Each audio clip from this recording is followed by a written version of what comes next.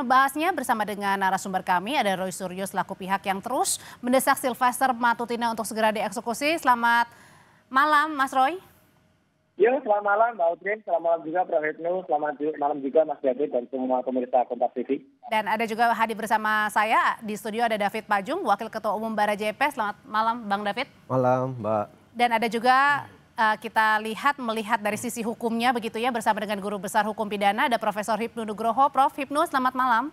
Malam Mbak, malam Mas David, malam Mas Roy. Malam Prof, malam Mas Roy. Jadi saya mau minta tanggapan dulu Mas Roy, kata-kata dari pengacara Bang Sylvester yang menyebut kasus Sylvester Matutina ini kliennya sudah kadaluarsa, jadi Kejagung ini tidak bisa mengeksekusi. Jadi apa respon pertama Bang Roy? Pernyataan dari... Respon pertama saya adalah kuasa hukum Sylvester itu sekolah hukumnya di mana, ya, gitu. Itu sama saja dengan konyol melakukan perbuatan yang melanggar hukum sama sekali, ya. Nggak ada yang namanya kedaluarsa. Kedaluarsa itu kalau dia tadi menurut pasal 84, 85 itu kan dihitung dari vonisnya. Dihitungnya itu dari tuntutannya, dari besar tuntutannya. Kedaluarsanya masih lama, masih 9 tahun gitu loh. Dan ini akan menjadikan presiden yang sangat buruk. Ya, dan akan ditiru oleh orang-orang nantinya. Jadi kalau ada putusan pengadilan, apalagi ini sudah inkrah sampai dengan ke kasasi ya. Jadi omongan ini artinya tidak beralasan, Mas Roy? Kenapa? Omongan dari pengacara Sylvester ini tidak beralasan, maksudnya Mas Roy? Sangat tidak beralasan, dan kemudian saya bukan orang hukum bisa melihat dia belajar hukumnya dari mana itu. Konyol itu ya, kampus hukumnya jangan-jangan kampus tangan Sylvester itu sama itu, kampus Ruko itu ya. Yang nggak ada idenya dan sudah ditutup gitu. Karena gini loh, jelas betul nanti kita dengarin lah dari Prof. Hipnu. Mana ada orang yang belum dieksekusi, mana ada orang yang belum menjalankan keputusan, tidak patuh pada pengadilan, kemudian tiba-tiba setelah lama melarikan diri dan kasusnya kemudian tidak terbuka, sekarang baru kita buka dan kita ingat ya, kita bukanya juga di Kompas TV. Waktu itu sebelum dua arah berganti menjadi bola liar ya. Itu saya pertama kali buka kasus ini di Kompas TV. Dan kemudian dia awalnya kan menolak itu. Bohong benar itu Sylvester bilang kalau nggak ada kasus itu, nggak ada kasus. Akhirnya kan terbongkar sekarang. Kejaksaan mengakui kalau ada kasus dan itu belum dieksekusi dan ini harus dieksekusi. Jadi kita juga desak ya, sama seperti kata Bang Resmond tadi, ini harus tetapkan DPO. Kalau ditetapkan, maka apa yang dilakukan oleh para pengacara itu adalah obstruction of justice. Jadi dia adalah obstruction of justice, dia melanggar hukum dan dia juga harus masuk juga itu pengacara-pengacara itu gitu. Nah, Mas Roy, kalau gitu saya tanyain ke Prof. Hipnu. Prof. Hipnu, sebenarnya arti kadaluarsa ini seperti apa? Dan dalam kasusnya Bang Sylvester sendiri yang sudah divonis 1,5 tahun ini, kalau kadaluarsa berapa? Ya, begini Mbak, kadaluarsa itu sebagai bentuk di mana negara tidak dapat melaksanakan eksekusi. Maka sebagai bentuk sanksi bagi negara, maka sudah tidak dapat dilakukan suatu eksekusi lagi. Nah, daluarsa itu ada daluarsa penuntutan dan daluarsa eksekusi. Kasusnya Pak Sylvester, daluarsa penuntutan itu lamanya adalah sama dengan daluarsa penuntutan. Daluarsa penuntutan sama dengan daluarsa eksekusi, ditambah sepertiga, 12 tahun. Karena di dalam pasal 84 itu secara rigid ya, terhadap kasus barang cetakan itu 5 tahun, pelanggaran 2 tahun.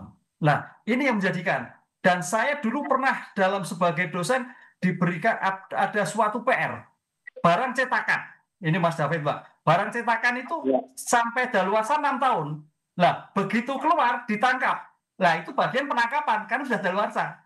Nah, oleh karena itu sebetulnya kalau memang Pak Sylvester sudah, saya sebagai orang umum ya, kalau menyatakan sudah tidak daluarsa, berarti keluar aja dong. Nanti begitu ditangkap jaksa, laporkan polisi penangkapan. Gitu loh, ini kasus ini sering terjadi karena daluarsa ini. Karena penegakan hukum di Indonesia itu secara teori hukum memang dalam arti tidak bekerja dalam ruang hampa, Mbak. Jadi kalau dalam artian bahasa sederhananya dalam kasus Bang Sylvester ini sebenarnya dari 2018 ya, kemudian divonis, sekarang ini artinya belum kadaluarsa di 2025. Kalau melihat data dalam rumusan pasal 8485 itu belum. Karena yang secara lex stricte ditentukan itu hanya pelanggaran dan kejahatan percetakan. Pelanggaran ditentukan maksimal 2 tahun selain daluarsa, percetakan 5 tahun saja. Selainnya adalah sama dengan daluarsa penuntutan plus tambah sepertiga. Jadi pembentuk undang-undang kayaknya memang melamakan terhadap eksekusi ini. Kan gitu, Pak. Karena ini suatu yang problem, Mbak. Sulit, apalagi penegakan hukum yang pada waktu itu tampaknya ada dalam teori hukum itu ada ruang-ruang hampa yang tanda petik ada faktor-faktor X sehingga sampai Seperti apa, Prof? ya kita tidak tahu. Itulah yang terjadi karena namanya suatu proses hukum kalau bicara ideal, Mbak, begitu putusan eksekusi litis finire operatif, hukum itu harus selesai. Artinya penegakan hukum kasus sipil itu selama sekian tahun tidak selesai, hukum parah, tidak ada suatu penyelesaian. Karena hukum itu harus pasti selesai. Itu Mbak kira-kira. Nah katanya kemarin pengacara Bang Silvester bilang Bang Silvester ini tidak kemana-mana, Bang David lagi ada di Jakarta. Nah pertanyaannya Bang David udah menghubungi Bang Silvester dan kemana sebenarnya Bang Silvester yang selama ini kita cari-cari? Usai jeda ya Bang ya, tetap bersama kami di Sapa Indonesia Malam. Sebelum Bang David tadi menjawab kemana Bang Silvester yang ada di Jakarta, kita putar ulang kembali ya Bang ya. Pernyataan dari pengacara Silvester Matutina, Lekumanan yang menjelaskan bahwa Kejaksaan Negeri Jakarta Selatan ini tidak bisa mengeksekusi kliennya karena kasusnya telah kadaluarsa. Terkait dengan referensi hukum yang bisa saya sampaikan terhadap perkara Silvester Matutina, bahwa jelas pasal yang menjerat Pak Silvester telah kadaluarsa. Oke, menjalankan putusan terkait dengan undang-undang hukum pidana yaitu pasal 8485 bahwa peristiwa tersebut telah kadaluarsa dan tidak patut untuk dieksekusi lagi. Untuk perkara pidana PK itu boleh dilaksanakan atau diajukan sebanyak 5 kali. Sehingga yang kemarin itu memang adanya sakit yang mengakibatkan tidak bisa hadir, kemudian PK tersebut telah kami cabut. Oke, teman-teman, telah saya cabut, kami cabut ya, rekan daripada saya telah mencabut dan sekarang kami menunggu penetapan dari Ketua Pengadilan Negeri Jakarta Selatan. Nah, kami berencana untuk mengajukan lagi PK kedua. Jadi Bang David sebenarnya Bang Silvester ada di Jakarta mana? Apakah Bang David juga sudah menghubungi Bang Silvester? Ya saya sih, kalau saya pribadi mengacu kepada pengacara resminya ya, Bung Silvester. Jadi pengacara sudah mengatakan bahwa ada di Jakarta, ya mungkin itu referensi kita ya. Secara pribadi saya sudah berapa lama nggak ketemu, tapi terakhir 3 bulan kemarin lah ketika awal-awal kasus itu masih di Jakarta. Saya ketemu juga masih di Jakarta. Tapi 2 bulan terakhir ini ya kita karena kesibukan ya. Tetapi referensi kita kan di pengacara. Pengacara beliau mengatakan, yang bertanggung jawab secara hukum juga mengatakan bahwa Bung Silvester itu ada di Jakarta, nggak kemana-mana kok. Nah pertanyaannya kan kenapa belum dieksekusi? Nah tadi dari pengacara sudah ada pegangan hukum ya soal daluarsa kasus pasal 864 KUHP, itu pengacara yang punya argumen hukum. Kemudian kalau saya melihatnya kan pertama gini, kejaksaan itu punya diskresi penuh untuk melakukan eksekusi apa enggak. Karena di situ di kejaksaan juga ada 2 pedoman yang dijadikan dasar untuk mengeksekusi atau enggak sebuah kasus. Pertama, saya catat di sini soal perja ya. Peraturan Kejaksaan nomor 15 tahun 2020 dan Pedoman Jaksa Agung nomor 18 2021. Ini 2 aturan ini memberikan diskresi kepada kejaksaan untuk menginterpretasi dan diskresi pada diri mereka, pada institusi mereka untuk melakukan eksekusi atau tidak. Nah berdasarkan pendekatan-pendekatan itu kita yakin kenapa sampai hari ini masih terjadi ambigu untuk melakukan eksekusi karena adanya perja dan perja dan pedoman kejaksaan ini. Jadi maksudnya Bang David bilang bahwa ini sebenarnya tinggal tunggu kejaksaan yang mengeksekusi saja. Artinya tidak kadaluarsa, bisa dieksekusi. Ya, satu sisi kan argumen hukum yang dibangun oleh penasihat hukum kan seperti itu, bahwa ini daluarsa. Nah sisi lain saya melihat kenapa pada sisi institusi kejaksaan kenapa masih menahannya. Di persepsi saya karena 2 aturan ini, Pedoman Jaksa Agung dan perja itu nomor 15 tahun 2020 itu menjadi pegangan mereka. Karena gini, di dalam 2 aturan ini pertimbangan asas hukum itu menjadi pertimbangan stressing point pada kejaksaan. 1, ada 3 asas pertimbangan hukum ya. Pertama, pertimbangan keadilan ya, asas keadilan. Yang kedua, pertimbangan asas di sini keadilan ya. Yang ketiga, asas manfaat. Nah, kasus ini kan sebenarnya kasus kecil ya, kasus pribadi antara Pak JK dengan Silvester. Ini bukan kasus besar, kasus korupsi, kasus luar biasa, kasus kecil antara 2 pribadi. Nah perlu juga dicermati sebenarnya ini kan tuntutan 310, 311 di KUHP itu sebenarnya itu delik aduan murni. yang seharusnya ketika kasus ini muncul itu harus dilaporkan oleh Jadi Pak JK sendiri. Artinya dengan kasus kecil ini harusnya bisa dieksekusi, artinya adalah bisa dilanjutkan. Ya, sebenarnya asas manfaat itu yang menjadi pertimbangan kejaksaan belum mengeksekusi karena tidak memberi manfaat besar ketika ini ditahan ataupun dieksekusi. Nggak ada manfaatnya ya, nggak ada dampaknya katanya Mas Roy. Kepada masyarakat karena kasus pribadi dua orang ya. Itu pertimbangan. Dan kata Bang Silvester katanya juga sudah damai begitu. Dan sudah damai, itu penting menjadi catatan ya. Mas Roy, ya. Katanya kasus kecil nggak perlu dibesar-besarin. Ya, benar. Satu, kasus kecil atau besar, yang jelas perkara ini sudah inkrah sampai ke level kasasi. Artinya Silvester waktu itu sudah diputus di Pengadilan Negeri, naik ke Pengadilan Tinggi, kemudian naik ke Mahkamah Agung dan sudah inkrah. Artinya inkrah ini sudah berkekuatan hukum tetap. Itu sudah putusan pengadilan. Nggak ada lagi yang namanya damai-damai itu gitu loh. Kalau orang yang ngerti hukum, saya aja nggak sekolah di hukum aja ngerti hukum. Ya, itu nggak usah lagi membantah. Artinya sudah harus dieksekusi. Saya berpegang pada jawaban dari Kapuspen Hukum, Pak Anang tadi. Kecuali Pak Anang mengatakan, maaf, karena kasus yang sudah daluarsa, kami menyerah sudah nggak bisa pegang. Enggak, itu baru yang namanya daluarsa. Ini kan insinuasi dari para penasihat hukumnya aja nih. Dari Letsumanan itu yang nggak tahu hukumnya dari mana itu ya. Jelas betul Pak Anang itu masih menyatakan kita tunggu Silvester untuk datang. Dan mungkin dia tidak memiliki orang untuk bisa menangkap. Itu aja. Ini tapi sebenarnya ada.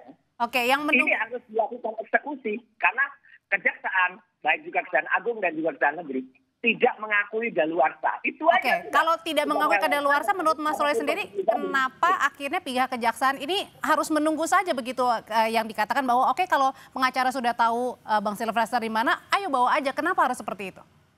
Iya, karena memang mungkin perangkat dia untuk melakukan penangkapan itu tidak canggih kepolisian. Makanya kami sarankan tadi, sesuai dengan tetapkan DPO, ya daftar pencarian orang. Maka kepolisian akan bisa membantu, polisi bisa membantu kejaksaan untuk melakukan penangkapan terhadap atau masyarakat ya.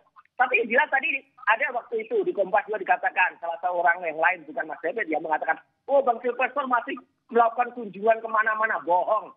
Kalau masih melakukan kunjungan kemana-mana jelas masyarakat nangkep. Satu hal soal rekonsiliasi ya, perdamaian itu penting itu di situ harus dicatat. Menangkap buronan ini ya, jadi menangkap terpidana dan tidak harusnya dieksekusi. Karena ini akan jadi contoh tidak bagus untuk masyarakat. Nanti masyarakat akan beramai-ramai menolak kalau dieksekusi tutup sekian lari dia kayak Silvester. Jadi ini contoh buruk ya bagi Republik ini, contoh buruk bagi negara ini. Kalau gitu Prof. Ibnu, sebenarnya apakah memang bisa mengkategorikan hukum atau kasus begitu ya yang kecil dan yang besar akhirnya perlu dieksekusi dan tidak begitu? Dan kalau sudah damai ya sudah gitu, nggak usah lagi perlu dibesar-besarkan lagi eksekusinya. Gimana cara bisa mengartikan ini, menganalogikan ini, Prof? Kasus ini Mbak, ini suatu proses hukum itu ada pra-adjudikasi, adjudikasi, post-adjudikasi. Kalau itu asas damai dicabut itu masih di pra-adjudikasi. Jadi Pak Wakil Presiden waktu itu mencabut dan gitu selesai. Ini enggak, ini ada suatu proses hukum. Karena sudah proses hukum berarti tinggal menjalani hukum kan gitu loh. Lah menjalani hukum sebagai patokan negara ada suatu kepastian bahwa hukum itu kalau belum dijalani belum selesai. Lah belum selesai apa? Karena sampai sekarang belum ketemu. Lah konteks hukum sampai belum ketemu ada daluarsa. Tenggang daluarsa itu yang memberikan kesempatan kepada negara untuk mencari. Oleh karena itu kalau sampai besok 12 tahun plus sepertiga Kejaksaan Agung tidak bisa menangkap, baru daluarsa. Itu Mbak. Ini. Saya jawab, Mbak. Jadi daluarsa itu sebagai bentuk, ini normatifnya jelas kok. Pasal 84 itu jelas. Saya ulangi lagi. 1, kejahatan pelanggaran daluarsa 2 tahun. Kejahatan barang cetakan 5 tahun. Kejahatan-kejahatan lain sama daluarsa dengan jumlah penuntutan plus sepertiga, artinya lebih lama. Jadi bukan artinya tokoh siapa, tokoh besar atau kecil kemudian bisa berujung tanpa eksekusi atau tidak, bukan begitu ya? Bukan begitu, ini bagian penyelesaian peradilan pidana. Oleh karena itu suatu peradilan akan baik selesai, finish apabila dieksekusi, apapun kasusnya. Ada pertimbangan juga gini kali Mbak ya. Jadi Prof, mungkin salah satu yang menjadi salah satu karena kita berasumsi semua ini. Jadi salah satu pertimbangan kenapa kejaksaan juga belum mengeksekusi tadi itu soal adanya pertemuan ya perdamaian antara Silvester dengan JK. Nah Perdamaian itu bagian dari restoratif justice ya. Jadi ada jurisprudensi, ada kejadian yang sudah terjadi terkait RJ ini ketika ada beberapa kasus seperti di Boyolali, seperti di Banyumas ya, ketika seorang ibu melakukan pencurian kebun, kemudian dieksekusi 6 bulan, kemudian hasil eksekusi, hasil keputusan 6 bulan itu dibatalkan karena adanya pengampunan, pertemuan yang dilakukan dengan pemilik lahan, lalu terjadi pertemuan, kemudian semua proses itu dibatalkan meskipun sudah inkrah. Jadi intinya adalah pertemuan ketika dengan Pak JK, Sylvester disaksikan oleh beberapa tokoh.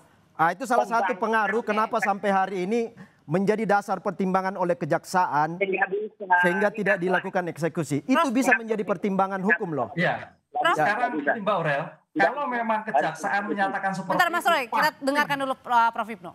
ya, kalau memang kejaksaan itu selesai, Kapusper menyatakan bahwa itu sudah clear selesai. Kan sampai sekarang kami tetap mencari. Nah itu kan nggak sinkron apa sampaikan Pak David. Karena dalam konteks hukum memang belum selesai ini Mbak. Tapi ketika tadi Kejaksaan Agung melalui Kapuspen bilang ya kalau misalnya sudah ada di Jakarta tolong pengacaranya bawa saja begitu, artinya apa? Ya, diartikan, dihadirkan. Kalau sudah dihadirkan apakah dieksekusi atau tidak, itu ada pernyataan. Kenapa tidak? Artinya apakah sebenarnya Kejaksaan juga bisa menjemput begitu, menjemput bola? Sangat bisa. Saya kira sekarang Kejaksaan lagi menjemput. Posisi ada di mana? Mungkin tingkatannya tadi Bang Roy betul. Kalau memang tidak bisa ya DPO kan gitu loh. Tapi tampaknya sekarang kalau kita melihat Kapuspen tadi masih mencari di mana, ngumpet di mana gitu Mbak. Ini yang saya kira perlu dicari seperti itu. Karena ini sudah proses hukum ya.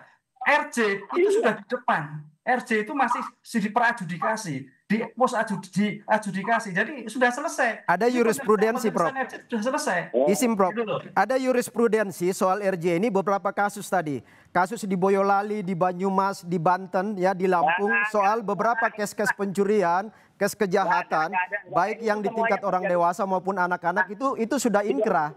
Tetapi semua keputusan itu menjadi hilang, menjadi nihil ketika terjadi perdamaian. Karena asas manfaat, asas keadilan di situ. Asas keadilan hukum, asas manfaat hukum menjadi pertimbangan utama sehingga inkrahnya satu keputusan itu menjadi diabaikan. Karena manfaatnya yang pihak dirugikan juga sudah damai. Pihak dirugikan menerima. Nah ini juga kasus ini sudah terjadi pertemuan dengan Pak JK. Karena dilihat oleh masyarakat bahwa penyelesaian RJ damai itu dalam litigasi persidangan waktu itu sebelum diputus. Jadi arti tidak bisa ya Prof ya, tetap jalan ya. Sudah inkrah Prof. Diputus bisa. Beberapa case sudah inkrah. Kita dengarkan Mas Roy. Jurisprudensi beberapa case sudah inkrah. Jadi jurisprudensi itu sudah dijadikan landasan ya konvensi untuk menjadi rujukan RJ. Bentar Bang David, kita dengarkan Bang Mas Roy. Ya, semua mendengar penjelasan Presiden Nugraha tadi sudah loud and clear. Jelas banget. Restorasi justice itu dilakukan pada proses sebelum inkrah. Ketika itu sudah inkrah, ya wajib dilakukan. Makanya kita mendesak agar kejaksaan melakukan yang namanya DPO. Karena apa? Karena mungkin perangkat kejaksaan tidak seperti kepolisian yang punya cabang-cabang sampai ke tingkat Polres, Polsek untuk menangkap. Apalagi kalau Sylvester nanti mengajukan lagi yang namanya PK. Mengajukan PK itu datang sendiri ya tangkap. Gitu loh. Tapi makanya kan kemarin PK-nya juga ditolak karena pakai surat dokter, gugur Mas Roy.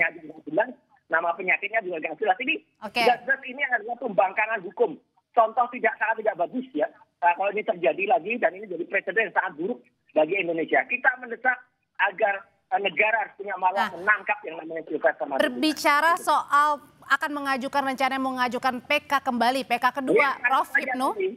Oke, apakah bisa mengajukan PK kedua ketika kemarin pada saat pengajuan saja yang bersangkutan tidak hadir dan akhirnya dinyatakan gugur karena sakit? Dalam putusan Mahkamah Konstitusi yang terbaru, PK diberikan kesempatan 1 kali lagi. Jadi tidak sampai berkali-kali. Jadi bisa ini yang kedua? Iya, kalau kemarin sudah berarti masih kesempatan 1 kali. Ini berdasarkan putusan, karena kalau bicara kuap itu cukup 1 kali. Tapi sebagai respon dalam rangka mencari keadilan, maka putusan Mahkamah Agung memberi kesempatan 1 kali lagi untuk mengajukan suatu PK. Setelah itu selesai. Ya, Prof. Jadi sekarang kalau menurut keterangan kawan-kawan pengacara dari Bung Sylvester ini, mereka sedang diam dulu. Ya, Mas Roy. mereka sedang mengumpulkan data dan bukti berikut untuk mengajukan PK berikutnya, Prof. Nah, ini memang memenuhi unsur keputusan MK tahun 2023 kemarin ya, keputusan MK 34 2013 itu bahwa kemungkinan untuk mengajukan PK itu dibuka. Nah, ini sedang dipersiapkan oleh pengacara mereka. Saya mau bilang gini, ini kan bicara, ini saya heran Mas Roy Rismon apa yang paling ngotot dalam kasus ini. Padahal ini bukan orang yang berperkara, bukan orang yang bersengketa. Sementara JK sendiri dengan Sylvester sudah bertemu, sudah baik-baik aja. Justru orang-orang luar seperti Mas Roy ini yang ngotot untuk itu. Nah, saya mau bilang gini, hukum ini bukan soal benar salah. Hukum itu adalah soal dibenarkan dan disalahkan. Jadi kenapa terjadi beda persepsi terhadap penangkapan ini? Karena ini soal interpretasi yang berbeda. Jadi bukan soal benar salah tapi dibenarkan dan disalahkan dalam ketika pengacara Bang Sylvester mengatakan kasusnya sudah kadaluarsa, kalau gitu kenapa harus mengajukan PK lagi? Ya, karena ini dianggap masih bagian dari peluang-peluang yang diberikan oleh hukum ya. Jadi semua kemungkinan yang diberikan oleh hukum, ruang yang ada itu dimanfaatkan secara maksimal oleh tim mereka, tim Sylvester. Termasuk kemungkinan PK dimanfaatkan. Daluarsa ketika nanti ditangkap mereka akan ribut, akan melawan itu. Jadi semua pasal dimanfaatkan, Mbak. Semua pasal dimanfaatkan. Kalau gitu pertanyaannya sebenarnya kan Mas Roy ini bukan menjadi pihak yang paling dirugikan dalam kasus pencemaran nama baik Pak JK. Kenapa kemudian mendesak? Kenapa Mas Roy yang paling ngotot? Pertanyaannya gitu loh. Saya orang terkait langsung dengan Sylvester. Sylvester melaporkan saya dan menjadi saksi dalam kasus pelaporan Pak Jokowi dan juga termul itu ke Polda Metro. Saya juga mengatakan ke Polda Metro, apa yang diberikan kesaksian Sylvester itu drop, harus patah. Karena dia harusnya dieksekusi tapi dia memberikan kesaksian. Sylvester ini termasuk saksi yang kemudian menjadi pelapor saya dalam kasus di Polda Metro Jaya. Artinya apa? Kalau Sylvester kemudian ternyata dia dalam kasus dia itu melarikan diri, dalam kasus dia tidak layak untuk hadir, ya dia gugur. Itu maka saya berkepentingan. Saya orang yang berkepentingan untuk kemudian mengejar Sylvester ini. Dan memang Polda Metro Jaya akhirnya apa? Harus mendrop kesaksian dari Sylvester, termasuk kesaksian di Jakarta, ketika di acara di salah satu TV, kesaksian dia ketika di Solo. Karena apa? Harusnya dia nggak ada di Jakarta, nggak ada di Solo. Harusnya dia masuk penjara. Ketika dia nggak masuk penjara, dia melarikan diri, dia membangkang, kemudian dia hadir di Solo, ketika dia hadir di salah satu TV, itu kan artinya orang itu tidak selayaknya hadir. Karena dia adalah membangkang, harusnya dia melakukan dieksekusi. Maka itu saya berkepentingan bahwa jelas orang ini harus ditangkap, orang ini harus dilepas. Kasus Mas Roy ini kan banyak banget saksinya. Sylvester itu hanya satu saksi saja. Kalaupun itu dicoret itu nggak meringankan kasus Anda. Nggak berpengaruh sama sekali. Karena dia bohong. Dia di acara Kompas 2 arah waktu itu bohong mengatakan saya sudah damai, saya sudah selesai. Mana? Prof. Hamid Awaludin kemudian bicara Pak JK mengatakan tidak ada perdamaian itu. Clear. Prof, kalau gitu pertanyaan terakhirnya adalah pada saat ini, sekarang ini kan memang sudah dijatuhi ada 1,5 tahun hukuman bagi Bang Sylvester Matutina begitu. Nah, pertanyaannya arti eksekusi apakah memang artinya adalah di penjara begitu? Karena kan di bawah 5 tahun sebenarnya ada yang pilihan untuk pidana lain, artinya bisa saja wajib lapor ya, Prof ya?